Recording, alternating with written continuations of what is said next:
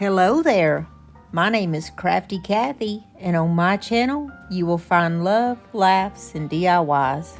I want to say hello to all my subscribers. You guys know I love you from the bottom of my heart. And if you're new here, let me introduce myself. I am Crafty Kathy, and I'm tickled pink that you're here. Today I have some gorgeous French country farmhouse DIYs for you guys. I think you're really going to like these. They're not your traditional pink, red, and white Valentines. I wanted to put a little spin on it and let you see something different. Don't forget to give me a big thumbs up and subscribe if you haven't yet. Now let's jump into DIY number 1. This one is so cute, it's going to be a little kissing booth. So I started off with this little crate from Dollar Tree. I'm going to paint it this beautiful color called Sunset Rose, and it's made by Home Decor, and it's so pretty. It's almost like a mauve color, which I like for Valentine's Day. I'm not too much into the very pinkies and reds and whites. They're traditional colors. I like these shabby chic colors. They're just so Victorian and romantic, and I think they're beautiful. So all I did was give this only one coat of paint because that's all it took. When I'm finished with this, look at this gorgeous color. Like, this is one of my most favorite colors. This and kind of like a mauve rose color. Not that that matters, but that's my favorite color. Next, I took some of the wood dowels that comes from the Dollar Tree, and I wanted to do these black. So I made myself a stain, and the way that I did that is I used my little squirt gun, and it's one of those continuous sprayers, and I sprayed it on the dowel, and then I would paint it with the black paint. I find this so much easier than having to mix it up and all that. And then you just wipe off the excess with a paper towel or a baby wipe, and you've got yourself a black stain. I got my little continuous sprayer at Amazon, and it is in my Amazon store in case you're on the lookout for one. The next thing I did was use my pewter gray from Apple Barrel to paint the very top part of my kissing booth, and I painted it on the front side and the back side because you will see all sides of this. Now we're going to do a little decoupage. I have this beautiful pink French napkin, and I'm going to open it up, and I only need one piece of this napkin, so I just cut off the piece that I need. And when I'm decoupaging, I like to use a brush with my Mod Podge that is a smaller type brush with a flat head. Now I dip my finger just a little bit in the Mod Podge, and this helps to separate the layers. It's very important to separate these layers. See how easily it opens up? Most of the napkins have 2 layers on the back, and if you don't separate them, that last layer is the one that'll stick and your actual picture will look bubbly. I lay my napkin down on my crate so I can get an idea of where I want to put it at, and I kind of use my fingers to shape so I can know where to cut the ends off at. I will either use a paintbrush or my fingers to get my edges, and the way I'm going to do this is spray my fingers with my continuous sprayer, and I use the wetness on my fingers there to kind of pull apart my napkin. Now, a straight edge on a napkin, if you just laid it down and it's the straight edge, it does not look good. It looks best if you kind of rip it this way because it just looks more natural. So I keep my fingers wet, and I use that to kind of go around. Or, like I said, I will use a fine, small paintbrush to do so. And before I get started with my project, I like to have my saran wrap ready. That way I can grab it as soon as I put my decoupage on. So I start off by just putting a thin layer of my Mod Podge down in the middle of the project. And then the next thing I'm going to do is take the napkin and lay it down right in the center. I like to start in the center and kind of work my way out. And you just have to take your time. You have to go very slowly. And at first I do use my fingers and kind of push down so that it will get that adhesion going and just kind of stick. Then I use my saran wrap, and with your saran wrap, you can go over the top of it. You can get any wrinkles out. You can just go in circles or kind of, maneuver back and forth to make sure that you don't have any wrinkles.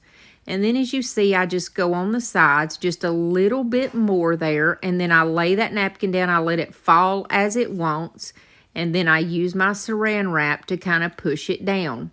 Now that saran wrap helps in two ways. It helps keep all the wrinkles out. If you use saran wrap and you practice at this, you will not have any wrinkles. Also, it helps because that Mod Podge in that napkin will stick to your finger and it will ruin your project. So, if you do use that saran wrap, nothing's going to stick or to your fingers. So, it just helps so much more. And then I'm going to do my last little piece here on the side, and then I'm going to complete on the other side. I've had so many people ask me questions about the decoupaging, and by no means am I a professional, but I have used my time to try to learn from my mistakes, and I used to get a lot of wrinkles, but when I started using that saran wrap, I found that there were no wrinkles. Look, there's no wrinkles at all in this.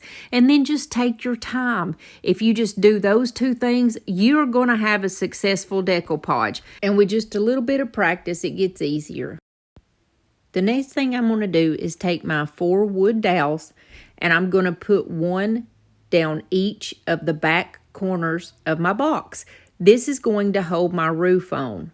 So you just put your glue in the back corners and lay your little dowel down and hold on to it for a few minutes, and it's going to stick there. And then I went ahead and put my roof on, and you kind of have to lay it down and see exactly where your glue's going to go. It just took 2 little dots of glue to hold the back of this on. Now I want my roof to have a little bit of a slant, so I just slanted it in a downward type motion. Then I just measured where the other 2 of my dowels need to go, and I cut the ends of those off with some tin snips, and then I hot glued those on just like the back 2 dowels. I think this little kissing booth is adorable, and it's just a little whimsical touch to put out in your living room, and I think most people put Hershey's Kisses in them. I use my little finger sander to sand off the sides of that napkin, and then I use a little emery board like a nail file just to go in between those little divots that's in the front of my crate. I've got a little package of wood stickers from the Dollar Tree that are hearts, and I'm going to take one out and paint it with my Apple Barrel white acrylic paint. I used my Cricut to print out a font that says Kissing Booth, and I'm going to place that on my heart.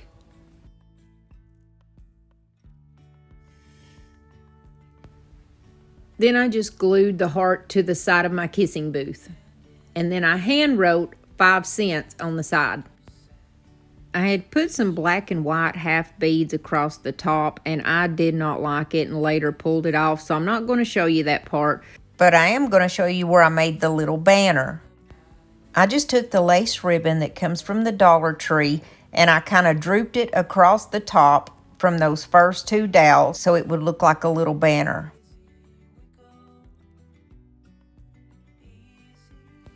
Then I cut out the XOXO from this little transfer pack that comes from the Dollar Tree, and I'm going to place that right in the very center part of my banner. Then on the top part of my napkin, there was a picture of, I guess it's the Queen or like a lady up in the top, and I wanted that on my kissing booth. So I cut it out and put it up toward the top by the Eiffel Tower. And I'm going to take this gorgeous little bow that came from Totally Dazzled, and I'll put their link down in the description box below in case you want some of their jewels. And I'm going to put that right on the very front dowel, but I absolutely love using their little jewels in my DIYs because it just brings everything up a notch. I put 3 of the half beads, 1 of each color, on each side of my banner. Then I took my gray paint that was left on my brush and just kind of distressed really lightly all around the piece and around the front. And now I'm going to take some of these cute little fairy lights that I have, and I'm going to place them inside my little kissing booth. Now I'm going to take some of these little soft flowers that I had ordered off of Amazon. I've had them for a really long time and I haven't really used them. I've got a light pink and a darker pink, and I'm just going to clip the very ends of them off. And I'm going to take these little transfers that I got from this sheet from the Dollar Tree again, and it's French writing, and I'm going to put that on the petals of the flowers. I love adding little unexpected touches. It just brings it up a notch. And this really turned out pretty. Then I just take those flowers and I'm going to glue them to the top of my little kissing booth. Then I added one of the small solar wood flowers to the front of those to complete it.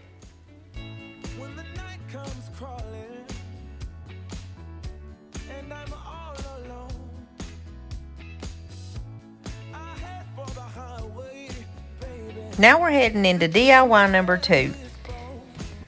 This one was requested from one of my subscribers who said that my little white birds that I use a lot in my staging pictures, that I should decoupage. And I thought, what a brilliant idea. So I have a couple pieces of these just little pieces of napkins, and they're mostly flowers. And these are my little birds. I got these at the Dollar General store last summer for $1 a piece. And they're normally blue, but I painted them white, and then I just kind of distressed them with a darker gray color. So all I'm going to do is start on his tail. I'm going to put a little Mod Podge. Now, these birds, they have a lot of decoration, little divots in their feathers, in the tail and everything. So what we're going to do is put our small pieces of napkin, and you use small pieces when you decoupage stuff like this. And then, of course, we're going to use our saran wrap, and we're going to use that to push that napkin down in the divots, and it's going to be beautiful. So once I got my first little piece of napkin on him, I used my brush and the Mod Podge to kind of push down and around through those divots also.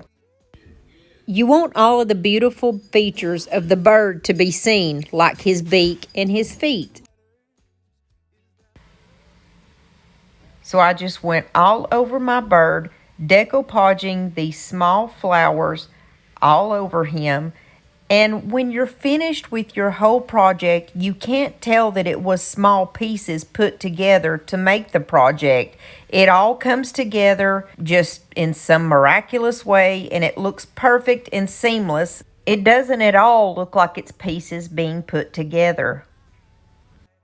But when it was done, I just wasn't happy with that mauve color on this bird. It just didn't seem to look right in my mind. I wanted to use that napkin that had the lighter pink flowers on it, and it did actually look better because the flowers were smaller, and it worked like a charm.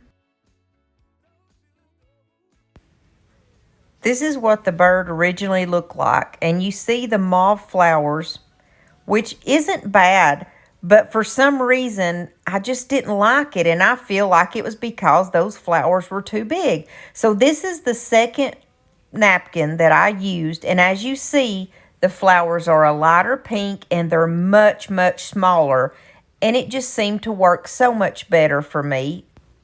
And since I was Mod Podging on an object like this bird, it was no problem to go right over that first napkin that I had put down, because you can't tell the difference. I did push everything down in those divots, so all I had to do was just put the second napkin on and push it down just as I did the first one, and I finally got the result I wanted. Then I took my Dollar Tree transfer sheet that had all the French words on it, and I cut out a large portion. I'm not really sure what it said, but I put that on the side of my bird because I thought it gave it the cutest little neat touch. And I also put like the word amour on him and just different things. I thought it was beautiful the way it turned out.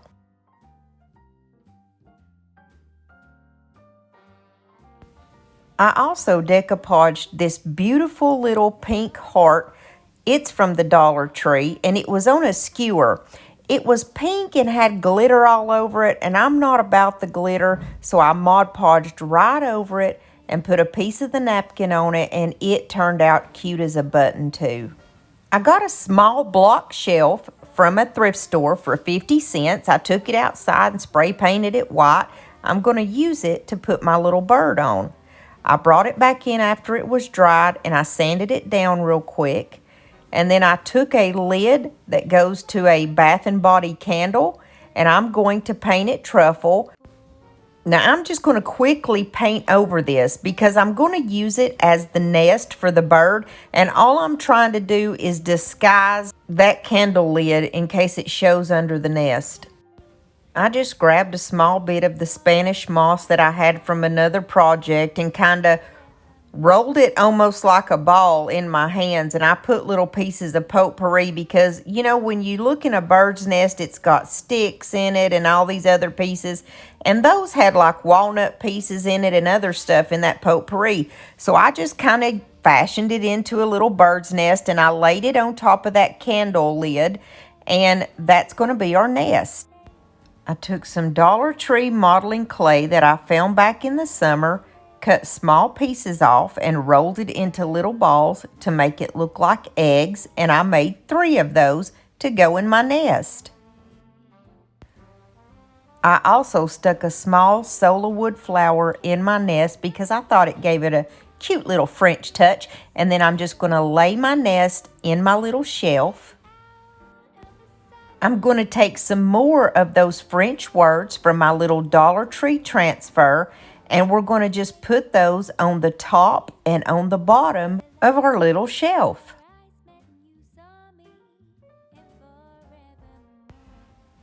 I like the ease of these transfers because all you do is stick them on there and use a little Cricut tool or a credit card or something and peel it away, and voila, you have French writing on your decor. And I also stuck that little heart that I had decoupaged inside the nest. I took another one of those little soft pink flowers from before, clipped the back of it off, and glued it to the very top of my shelf. But I didn't glue my bird because I want to be able to take him off. And that's it. I think this one is my favorite. I'm looking for that vintage flame. If you're still not subscribed to my channel yet, what in the world are you waiting for? Hit that little red button and become part of our family here on YouTube. We would love to have you. And don't forget to give me that big thumbs up. It really helps my channel and helps YouTube notice me more. On the third one, we're going to make a gorgeous wreath out of drop cloth. Now you can get your drop cloth from Walmart or any hardware store like Lowe's, Home Depot. I got mine off of Amazon and I found that it was a little bit cheaper. And I did make sure that I linked it in my Amazon store in case you want one. So I just simply unfolded my drop cloth and I laid it in a way to where it would be lapped over each other 4 times.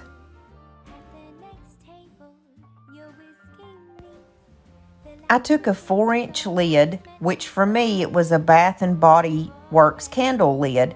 You can use any size you want, but I found that 4 inches is just about the right size. All I did was trace a bunch of circles. Now you're going to make a lot of circles in this project.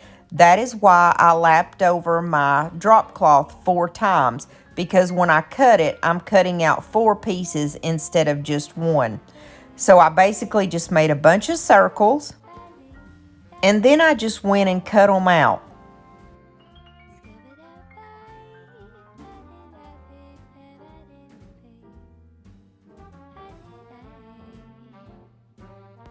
Now you're going to need a styrofoam wreath form, and I just use this green one from the Dollar Tree.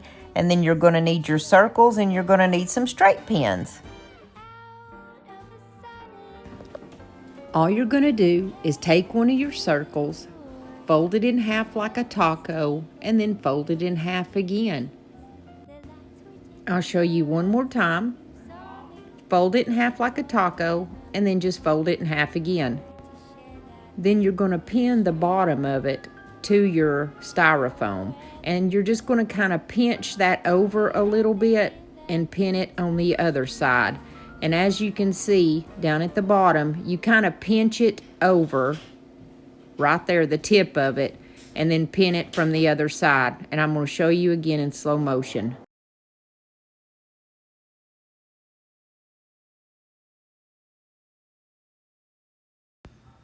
I take the circle and I'm going to fold it over like a taco and then fold it over once again. And then the very tip of it is going to be curved in one direction, and I'm going to come in from the back and put the pin. This is going to cause it to kind of stand up, if you will. And when we're finished with all these, you fluff it and it's going to be the most beautiful wreath. It's just gorgeous. But you put as much of these on there as you want. I kind of put them on the very front of the wreath and kind of on the bottom part of the front and the inner part, if that makes sense. The only part that we don't pin the drop cloth design on is going to be on the back. But we are going to cover that with just regular drop cloth, but we're not going to fold it and all that jazz. I'm going to show myself doing the first half of my wreath in fast motion just so you can get a reference of what I meant. As far as the front of the wreath and then the bottom half of the wreath and the top half. You see what I'm doing? Any part that is not laying on that table, I'm pretty much going to cover. And then when you open it up, it's going to look almost like a flower. And you don't have to put them terribly close together, but you'll just kind of get the rhythm once you get started. Now here I am when I'm almost finished, and you're going to want to put some type of a ribbon on it or whatever you're going to use to hold it with. What I did was just saw how far down I wanted it to hang, and I doubled that, cut it, and glued it together so that would be my little hanger. And actually, right before I glued it, I also put a couple of those straight pins in it just to make sure that it's going to stay exactly where I wanted it.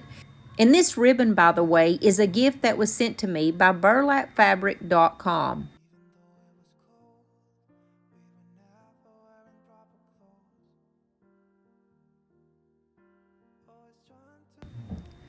I quickly finished up the last little bits of wreath. Anywhere that I could see showing, I would just add extra. I really had no rhyme or reason to how much I was putting, but some places it seemed like needed more and some needed less. But like I say, you learn the rhythm as you go. And since when you flip it over or hang it up on a mirror, you would be able to see that green part, all I did was took my extra circles that I had left over and I would lay them down and lap them over each other and just simply glue them down. And I also glued them to where they would not be sticking out whenever you did hang it up, because that would look kind of odd. I just kind of glued them around that green wreath form. And when I ran out of my circles, I just started cutting random pieces of that drop cloth and using that until the whole thing was covered. Then when everything was covered, I flipped it over and fluffed it out. And then I had one of these beautiful little heart-shaped wood pieces that came from the Dollar Tree in a pack. And it had like the little heart inside of it that was cut out. And I used that exact same napkin and decoupaged that heart. Then I took one of those larger size nail files that you get from the Dollar Tree and went around the sides of that heart to get the napkin off because it makes a perfect edge. Now we're going to place that heart in the center of our wreath, and I'm going to use this hemp cord that I got from the Dollar General, and I'm going to use this darker brown color. I think it's so pretty. I just put that cord through that little heart, and all I'm going to do is pin it up at the very top in the middle part of my wreath. When I got it up there, I noticed that I had forgot to take that middle heart out. So I just took an emery board because it is the perfect thing to make the perfect edge on your napkin. And I just used that to get all of that napkin off. And you know, I said the last project, the little bird was my favorite, but I don't know, this wreath is awful hard to beat. It's really beautiful and shabby chic and just French country. It's so pretty.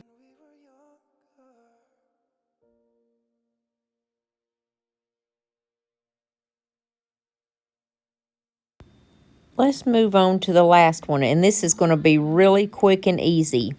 I've been playing around with my sublimation machine, and I've got these pillowcases, the kind that goes on your couch like a throw pillow, and I got them from Hobby Lobby. They're $4.99 originally, but you get them for half off, so you're only paying $2.50 a piece for them.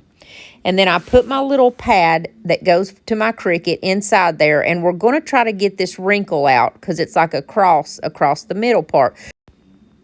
I made 2 different designs, and this is the one that's going to go on a shirt.